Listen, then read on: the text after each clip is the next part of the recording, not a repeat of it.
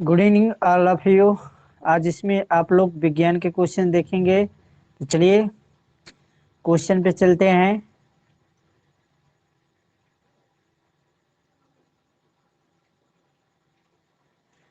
तो लोग कमेंट करेंगे।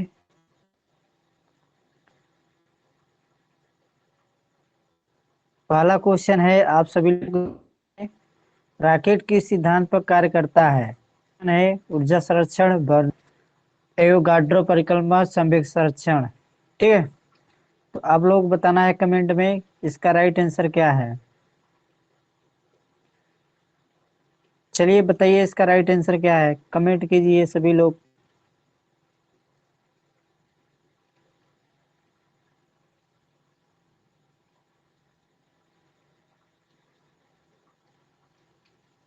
कमेंट करिए।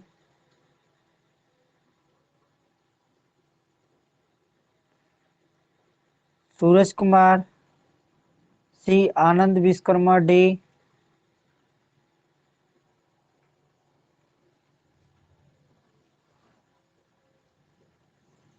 और सबका आंसर क्या है बताइए।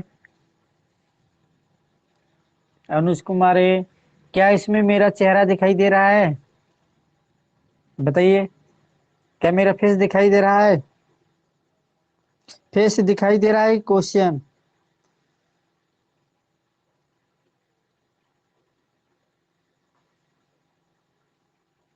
क्या दिखाई दे रहा है इसमें? कुछ नहीं, कुछ नहीं दिखाई दे रहा है। अच्छा ओके, तो अब बताइए दिखाई दे रहा है कि नहीं, कमेंट में करिए।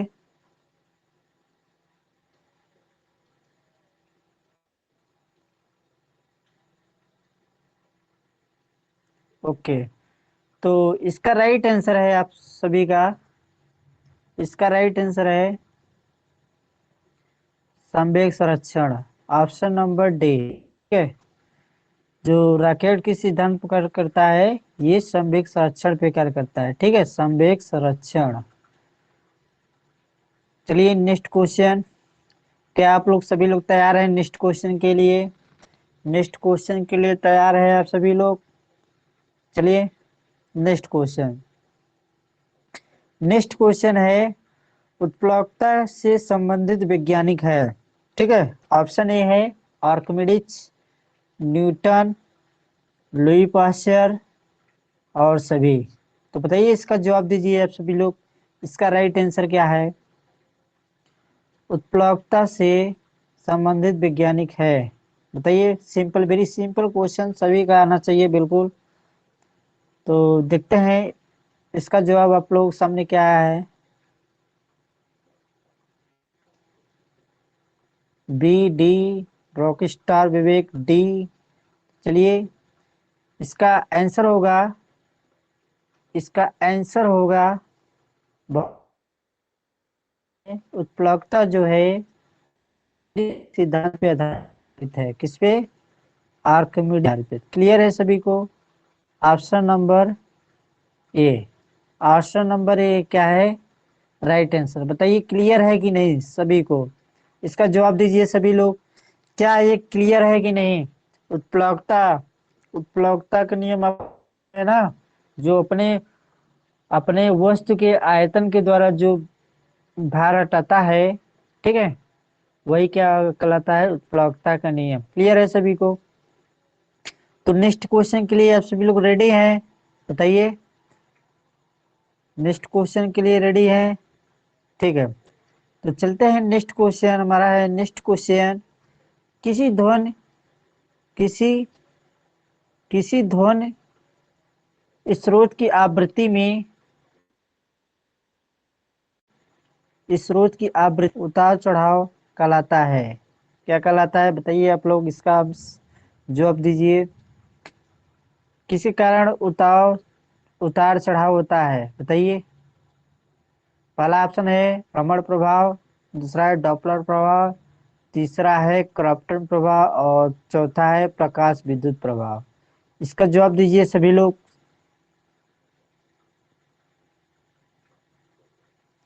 इसका जवाब दीजिए सभी लोग।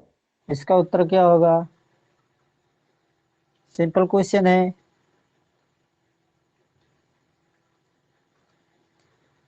डी, अनुज कुमार डी, आनंद विश्वकर्मा डी, सूरज कुमार डी। इसका राइट आंसर है डॉपलर प्रभाव। क्या है? डॉपलर प्रभाव। ठीक है, इसका राइट आंसर डॉपलर प्रभाव। ठीक है, चलिए नेक्स्ट क्वेश्चन चलते हैं। नेक्स्ट क्वेश्चन, थोड़ा सा कलर चेंज कर देते हैं।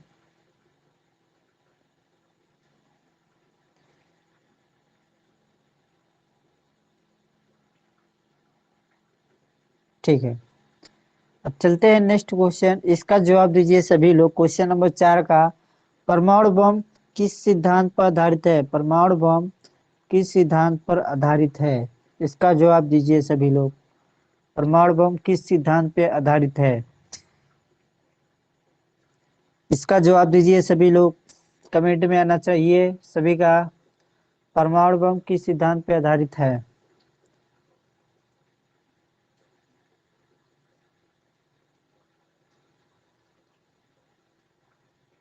D D D D D. चलिए देखते हैं। परमाणु बम जो होता है आप लोगों का नाभिकीय विखंडन के आधारित पे। क्या है? नाभिकीय विखंडन पर आधारित है। क्लियर है सभी को? जो परमाणु बम होता है विखंडन पर आधारित होता है। जो संलयन होता है ये क्या होता है? जो सूर्य का विखंडन होता है, ठीक है ना, इस सूर्य का विखंडन होता है। किसका? सूर्य का जो विखंडन होता है उसे नाभिकीय संलयन कहते हैं।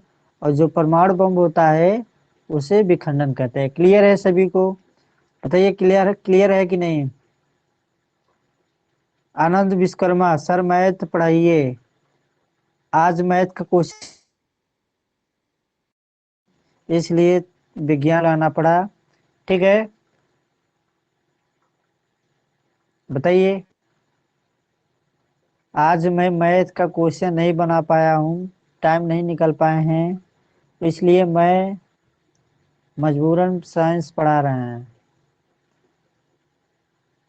हाँ, क्लियर है सभी को? देखो, साइंस भी इम्पोर्टेंट है। ये जो क्वेश्चन लाया है बहुत ही इम्पोर्टेंट है, परीक्षा में अधिकतर पूछा जाता है। ठीक है, तो इसका राइट आंसर है नाभिकीय विखंडन। और जो नाभिकीय संलयन होता है किसमें होता है? सूर्य में। ठीक है, संलयन बहुत खतरनाक होता है, इसका अंत नहीं होता है। विखंडन का अंत हो सकता है लेकिन संलयन का अंत नहीं होता है। ठीक, क्लियर है?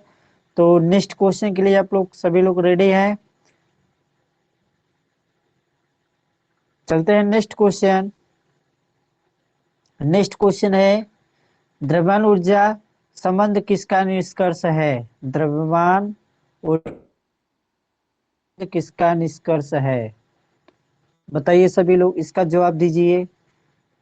क्वांटम सिद्धांत, सापेक्षता सिद्धांत, तीसरा है ऊर्जा का क्षेत्र सिद्धांत, और चौथा है सापेक्षता का विशिष्ट सिद्धांत। ठीक है, तो बताइए इसका जवाब क्या आएगा? इसका जवाब दीजिए सभी लोग।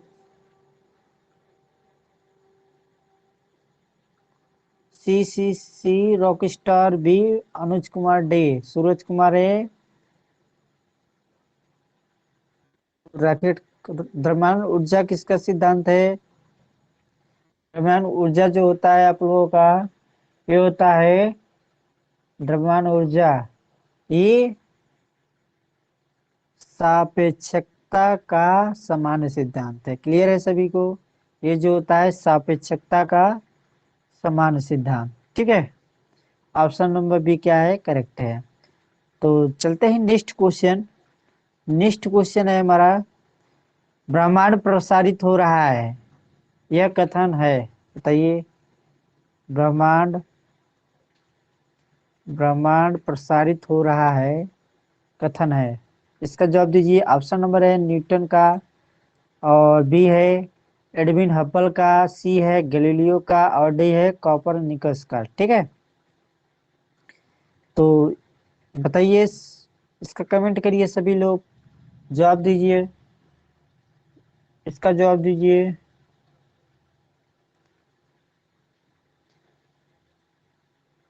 बहुत बढ़िया सूरज कुमार, बहुत बढ़िया। इसका आंसर है हब्बल। एडविन हब्बल का कथन है, किसका है? ब्रह्मांड जो प्रसारित हो रहा है ये एडविन हब्बल का है। ठीक है, क्लियर है सभी को? तो चलते हैं नेक्स्ट क्वेश्चन। नेक्स्ट क्वेश्चन है हमारा,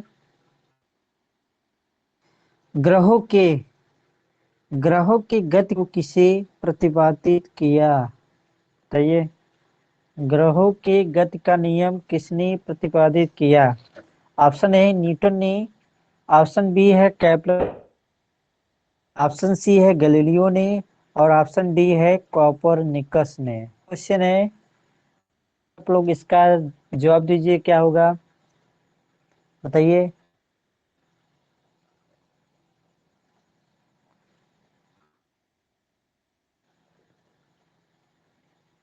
सूरज कुमार है। ग्रहों की गति का नियम को किसने प्रतिपादित किया था? बताइए आप लोग। ये सिंपल है, ये इंटर वालों को मालूम होना चाहिए, इस चैप्टर है। ये केपलर ने ये किया था। ठीक है, क्लियर है सभी को? जो ग्रहों के गति दिया था केपलर ने दिए थे सबसे पहले। ठीक है, चल क्वेश्चन है हमारा, तारों व तारों व सूर्य की ऊर्जा का स्रोत है। ऑप्शन ए है Alan, option B option C है आपका विद्युत चुम्बकीय, और डी है विद्युत बल। ठीक है, जवाब दीजिए सभी लोग। इसका राइट आंसर, इसका राइट आंसर बताइए। अभी कुछ देरी पहले मैंने करवा दी। इसका राइट आंसर बताइए। तारों और सूर्य की ऊर्जा का स्रोत है नाभिकीय संलयन की नाभिकीय विखंडन के विद्युत चुम्बकीय प्रेरण विद्युत बल। बताइए इसका राइट आंसर क्या होगा? सभी का आना चाहिए। सूरज कुमार है, ए और बी बताइए, ए होगा कि बी होगा बताइए। आप दो आंसर दे रहे हैं, ए होगा कि बी होगा? सी होगा ना? अनुज कुमार है, बहुत बढ़िया। अभी हम बताए थे पिछले लेक्चर में, कहाँ गया है? यहाँ पे देखिए, यहाँ पे हम बताए हैं जो नाभिकीय विखंडन होता है वो क्या होता है? ब्रह्मांड परमाणु बम।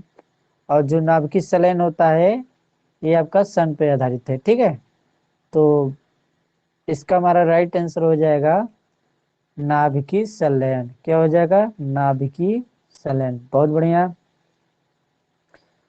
ठीक है, नाभिकीय संलयन। तो चलते हैं नेक्स्ट क्वेश्चन, आप सभी को लोगों के सामने है।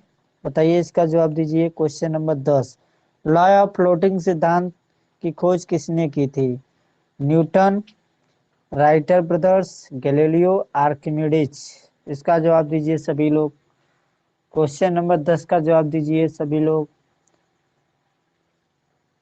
लॉ ऑफ फ्लोटिंग, शायद ये भी क्वेश्चन हम करा दिए हैं, बट ये इंग्लिश में है। Law of floating,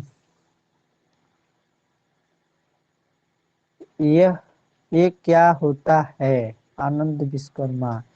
law of floating मतलब तैरने का सिद्धांत होता है, तैरने वाला सिद्धांत किसने दिया था?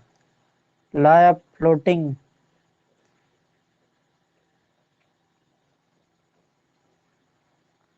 डी डी डी डी, बहुत बढ़िया। जो देखो मन लगा पढ़ रहे हैं उनका जवाब आ रहा है आर्किमिडीज का सिद्धांत है। ठीक है, अगर वस्तु का भार ज्यादा रहेगा, वस्तु का भार ज्यादा उत्प्लावन बल से, तो क्या होगा? वो डूबते ही तैरता रहेगा। अगर वो वस्तु का भार उत्प्लावन बल से कम रहेगा तो क्या रहेगा? वो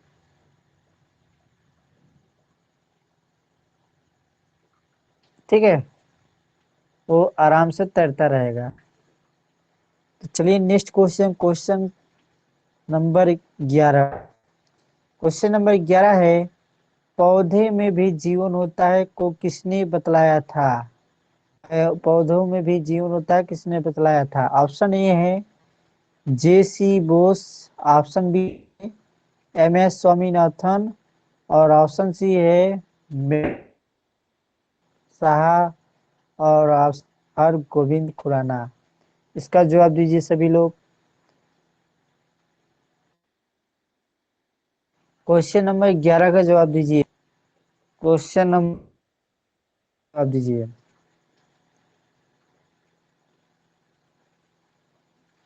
कर्मा बी, सूरज कुमार डी। तो इसका राइट आंसर है जे.सी. बोस। क्या है? जे.सी. बोस। ठीक है, तो चलते हैं next question, question number 12। Question number 12 आपका है। क्वेश्चन नंबर 12, आधुनिक एंटीसेप्टिक सर्जरी का जनक है। आधुनिक एंटीसेप्टिक सर्जरी का जनक है, बताइए इसका राइट आंसर। इसका राइट आंसर बताइए। इसका राइट सभी लोग। आनंद विश्वकर्मा भी। इसका राइट आंसर बताइए।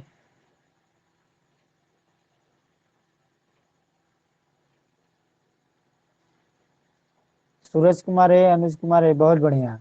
जो आधुनिक का है जोसेफ लिस्टर है। क्या है? Joseph Lister. ठीक है, जो आधुनिक का है जोसेफ लिस्टर। क्लियर है सभी को? तो चलते हैं नेक्स्ट क्वेश्चन। नेक्स्ट क्वेश्चन चले, बताइए आप लोग। Question number 13। क्वेश्चन नंबर 13 है, आइंस्टीन को नोबेल पुरस्कार मिला था, बताइए इसका राइट आंसर क्या है? प्रकाश विद्युत प्रभाव की व्याख्या में, सापेक्षता के सिद्धांत में, इलेक्ट्रॉन की खोज, कोई नहीं। इसका जवाब दीजिए। क्वेश्चन नंबर क्वेश्चन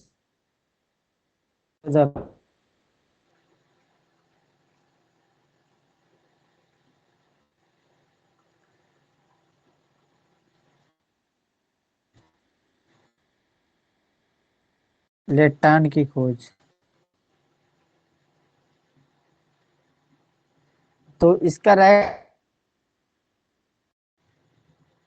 प्रकाश विद्युत प्रभाव की व्याख्या किए थे, इसलिए आइंस्टीन को नोबेल। आइंस्टीन का समीकरण क्या होता है? सी स्क्वायर होता है, बराबर एम.सी। इसका क्या होता है? यही ऊर्जा संरक्षण का सिद्धांत होता है। क्लियर है? ऊर्जा संरक्षण का सिद्धांत क्या होता है? न तो ऊर्जा खत्म होती है, ना तो उत्पन्न हो सकती है, बल्कि एक रूप से दूसरे रूप में परिवर्तित किया जा सकता है। क्लियर है? क्वेश्चन नंबर, अब चलते हैं क्वेश्चन नंबर 15। ठीक है, तो आपका एक क्वेश्चन है, क्वेश्चन नंबर 15, डिजिटल कंप्यूटर किस सिद्धांत पर है, बताइए किस सिद्धांत पर आधारित है? गणना, मापन, विद्युत, लॉजिकल। बताइए इसका आंसर सभी लोग। क्वेश्चन नंबर 15 का आंसर बताइए आप लोग। बताइए आंसर। यदि 14 का बताते हैं तो 14 का उसमें नंबर डाल दिया करो, 15 बता रहे हो तो 15 नंबर। ऐसे समझ में नहीं आता है किसका उत्तर है। Option number D, Suraj Kumar D.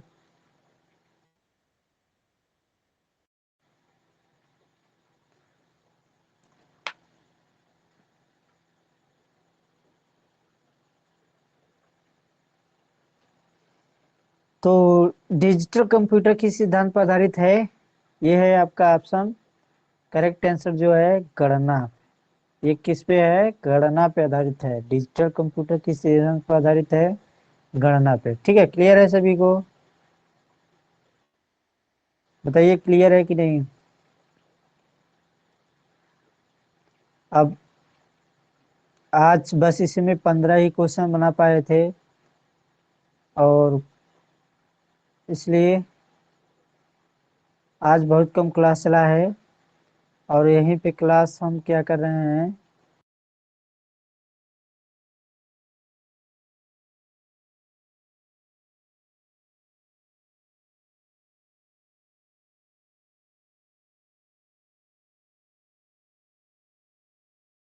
सभी को गुड नाइट है।